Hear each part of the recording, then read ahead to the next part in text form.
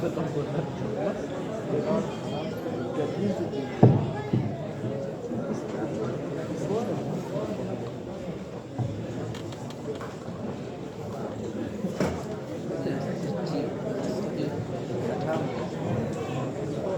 الله الرحمن الرحیم. باز کن پنجره نور فراسوی زمان، فارغ از خاطره ها دور از باد مکان، تا بلندای فلک بال بزن اوج بگیر، مژدت را برسانند کران تا به کران. سبز رویده خبر ز آمدن گل دارد، پای این عشق اگر جان بدهم جا دارد. گل بریزید به پای قدم خوشخبران، شمشاد خدان دلبر رعنا دارد، آمد از عرش خدا نغمه زیبای ولایت.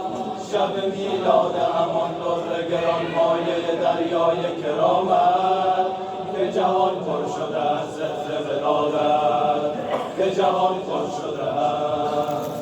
تا بار گشودند ملائک به یقین زیر قدوم پسر فاطمه، امشب همه عرش شد از خنده لبالب. تا بار گشودند ملائک به یقین زیر قدوم پسر فاطمه، امشب همه عرش شد از خنده لبالب. که بریزند نگهبان این ماه دلارا، همه انجم و شمس و قمر و عرش خدا و بخشید خداوند تبارک و تعالی به امام حسن عسکری و حضرت نرگس عروس گل زهرا پسر آخر تو. عجب سرو بلندی، چه گیسوی کمندی، دو چشمش مثل الماس و قلبش پر احساس، نگاهش هم اخلاص، سرآمد به همه ناز. که پیچیده وجودش به قنداقی از عطر گل یار. شعری به فضا بخش شده نیمه شبان، و در این ماه شب رحمت و غفران، شب میلاد گل حضرت باران، گل باغ علوی گل گلستان.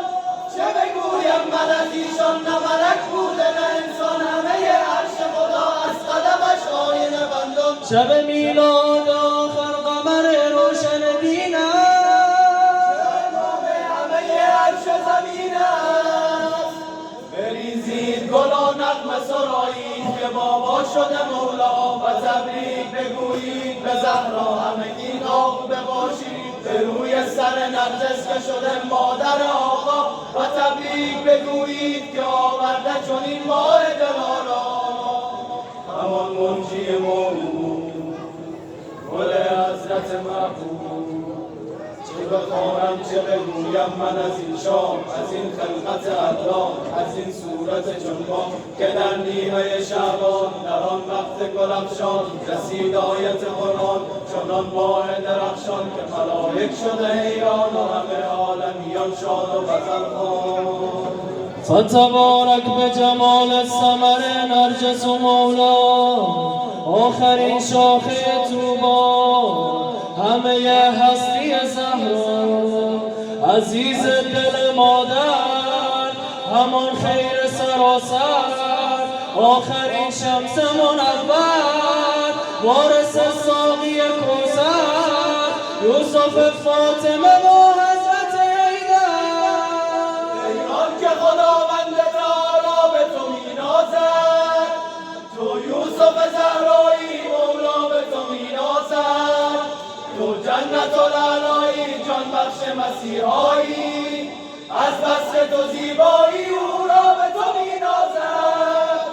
تو پاکتر از پاکی، تو خارج از ادراکی، تو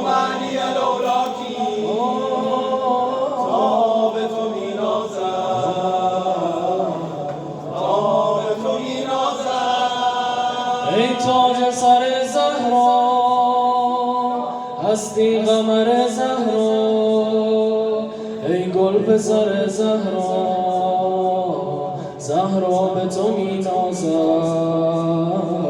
زهرا به تو می نازد الا یوسف زهرا کجایی بیا ماه دلارا بیا ای شه تنها کجایی دلم تنگ تو آقا بیا ظاهر زهرا کجایی بیا منتقم خون خدا وارث طاها کجایی قربان تو محکمه عذرپذیرت قربان تو لطف و مبرات کثیرت ای حجت حق در گذر از بنده زارت حالا که پشیمان شده این عبد حقیرت حالا که پشیمان شده این عبد حقیرت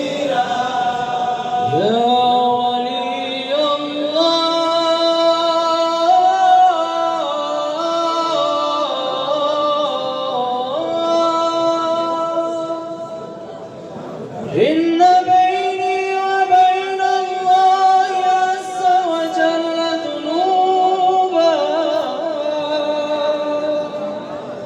لا يأتي عليها إلا رضاكم فبحق من ائتمنكم على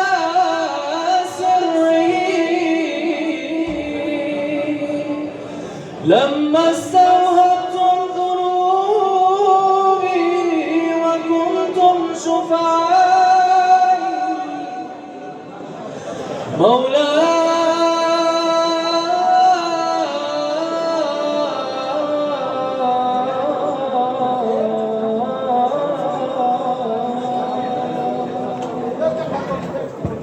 ای منتظران مقدم تو به نجات بر ماه تمام و پور اکبر صلوات